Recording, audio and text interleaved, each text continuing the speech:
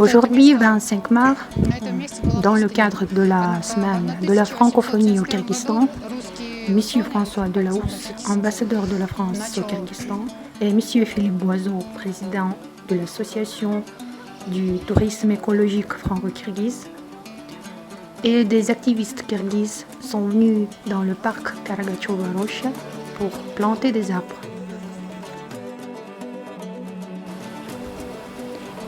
Monsieur l'ambassadeur de la France au Kyrgyzstan, nous avons le plaisir de vous voir dans le parc. Quelle est la raison de votre décision de venir ici ? Eh bien, nous avons décidé de consacrer l'édition 2022 de la Semaine de la francophonie au thème de la protection de la planète.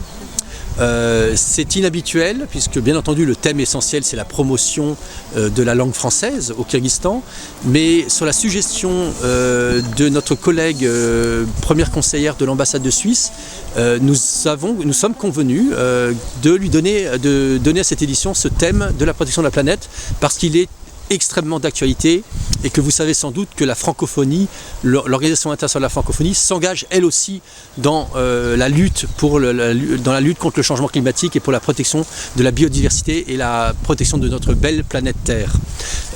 Ça a d'autant plus de sens au Kyrgyzstan qui est un pays affronté au changement climatique avec la fonte des glaciers notamment, à quoi s'ajoutent en plus des problèmes actuellement de sécheresse que nous espérons seulement temporaires, mais nous savons que de toute façon le Kyrgyzstan malheureusement est affronté durablement au changement climatique avec des phénomènes tels que l'érosion des terres arables, avec le recul de la forêt à cause de la surpopulation et de la surexploitation par le bétail. Donc il y a de vrais défis structurels auxquels le Kyrgyzstan est affronté et nous avons pensé que promouvoir la protection de la planète et de la nature au Kyrgyzstan à travers la langue française avait vraiment beaucoup de sens. Et donc nous nous retrouvons ce vendredi matin dans ce très beau parc de Karagachova-Rocha parce que c'est une association franco-kirghize qui est derrière ce projet depuis 2018. 42 hectares de forêt ont été préservés dans cette banlieue nord-est de la capitale, de Bichkek. C'est un petit poumon vert de la ville qui était évidemment soumis jusqu'en 2017 à une très forte pression immobilière avec la progression du nombre d'habitants à Bichkek et la volonté des gens de construire des maisons, aussi l'abattage d'arbres parce que les arbres ont une grande valeur, le bois a de la valeur pour se chauffer, pour faire des meubles et donc la forêt de Karagachova-Rocha était menacée, était petit à petit grignotée.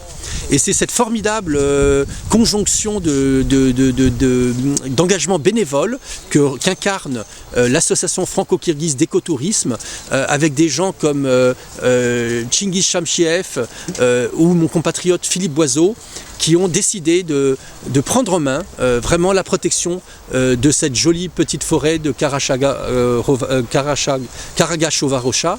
Et donc nous avons pensé, nous sommes rapprochés, les ambassades derrière la Semaine de la Francophonie et l'Alliance française de Bichkek, nous nous sommes rapprochés de l'association franco-kirghize d'écotourisme, et ils ont accepté de nous inviter avec des étudiants, avec des professeurs, avec des journalistes ce vendredi matin pour découvrir ce parc, y mener une action d'éco-responsabilité en plantant de nouveaux arbres, car il faut savoir que dans cette forêt, plus de 900 nouveaux arbres ont été plantés en moins de 4 ans, depuis l'été 2018. Ce sont plus de 900 nouveaux arbres qui ont été plantés, qui s'ajoutent à la protection des quelques 8500 arbres préexistants de la forêt. Donc vous voyez, c'est une forêt qui est non seulement protégée, préservée, mais qui en plus est enrichie en biodiversité et par le nombre d'arbres. On notera aussi la biodiversité sous la forme animale, avec des tortues, des oiseaux, faisans, faucons, différents. Là, vous voyez derrière moi des ruches pour abeilles qui viennent d'être installées, et donc il y aura bientôt des abeilles qui butineront les fleurs de ce joli parc, de cette forêt, et qui produiront du miel très pur, du miel de Bichkek. Ça fait partie de la biodiversité. Les oiseaux ont besoin de manger des insectes. Il y a même un hôtel pour insectes qui est installé dans cette forêt de Karagachova-Rocha. Voilà, j'espère que vous avez compris que tout ça a beaucoup de sens. Merci beaucoup pour l'interview et pour l'aide que...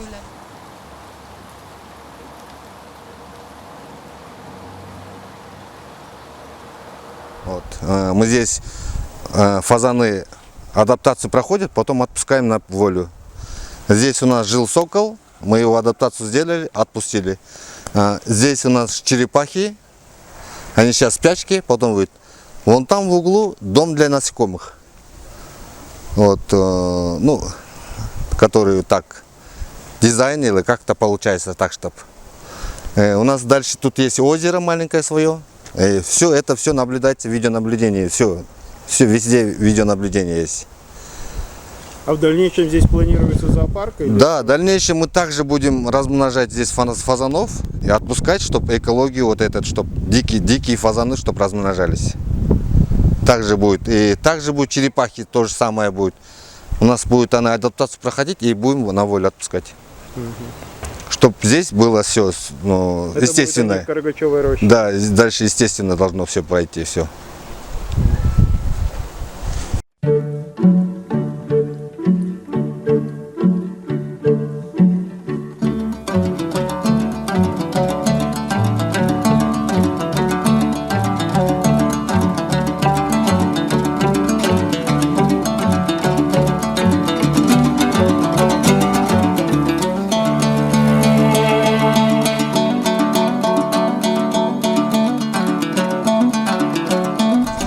Monsieur Philippe, est-ce que vous pouvez vous présenter et dire pourquoi vous êtes au Kyrgyzstan, pourquoi vous faites cette activité ici, dans ce parc?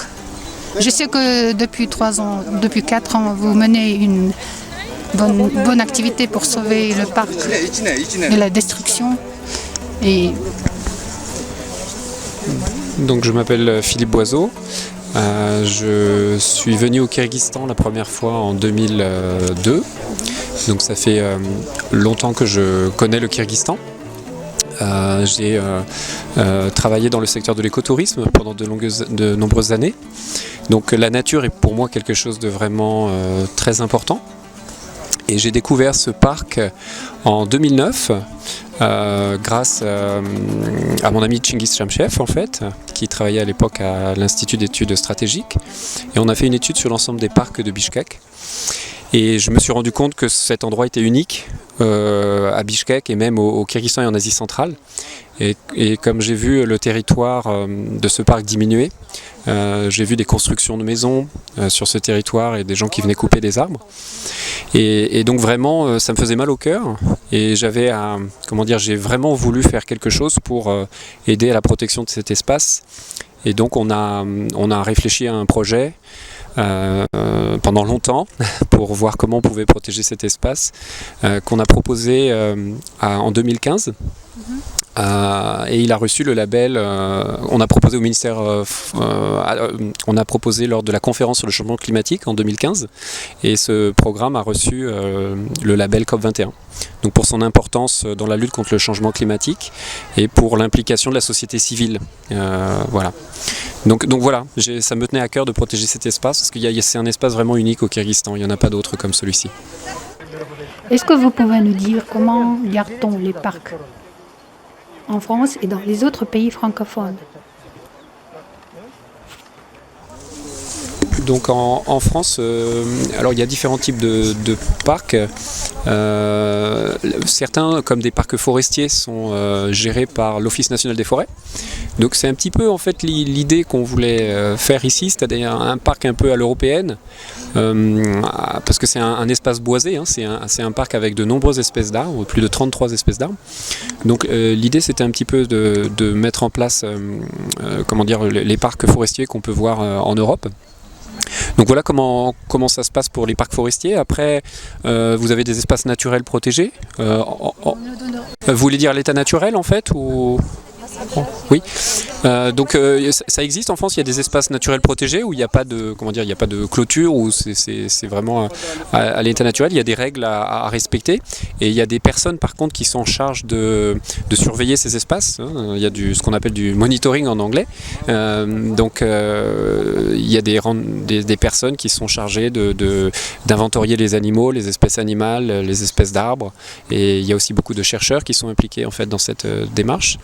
Et même au niveau touristique, je crois maintenant, il y a des études d'impact et d'indicateurs pour regarder le nombre de personnes qui peuvent être dans un même endroit au même moment pour éviter d'avoir un impact trop fort sur l'environnement.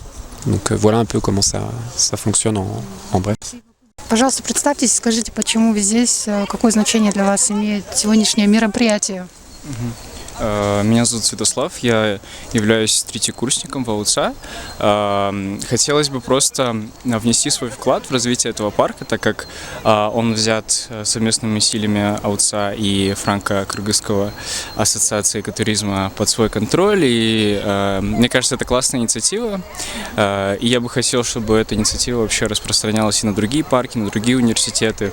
И вот как студент АУЦА хотелось бы внести свой вклад в развитие этого парка, вообще в озеленение города нашего для будущих поколений. Что вы думаете вообще об экологии Кыргызстана и вообще сейчас то, что творится в мире? Экология Кыргызстана. Вообще это очень сложный вопрос, потому что вот такими действиями мы просто озеленяем там, наш город и так далее, но нам нужны более амбициозные и большие действия там, по сохранению ледников, например, наших, по высаживанию именно горных лесов, так как они влияют на сохранение этих ледников, на какой-то более лучший менеджмент водных ресурсов наших, то есть это наши реки, трансграничные реки и так далее. Что касается экологии, конечно, здесь нужно, несмотря на тот факт, что Кыргызстан еще имеет такой статус более-менее экологически устойчивой страны, тем не менее, я думаю, нужно больше просвещать людей по теме защиты окружающей среды, как мы зависим от окружающей среды, как мы зависим от экосистем. И, естественно, на государственном, на уровне неправительственных организаций, на уровне таких студентов, как мы, уже конкретно какие-то действия делать. Спасибо большое.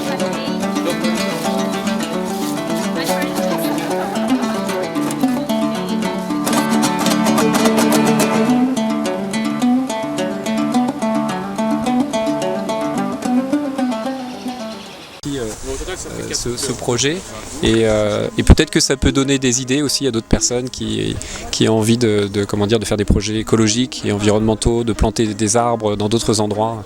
C'est vraiment très important pour l'avenir. Surtout à notre époque, je voudrais juste rajouter un message. Je pense qu'on a une époque en fait très instable avec ce qui se passe. On est proche d'une guerre vraiment très importante au niveau mondial, peut-être. Donc je pense que des messages d'amitié, d'amour et de bienveillance envers la nature, bien sûr, mais entre les hommes aussi, est vraiment très important. Et ce type de projet, comme on peut le voir ici, permet de réunir plein de gens différents, des jeunes, des plus anciens, des gens d'âge moyenne. Donc ça contribue aussi à comment dirais-je, renforcer la solidarité qu'il peut y avoir entre les personnes. Et ça, c'est vraiment très important. Merci beaucoup pour l'interview. Merci.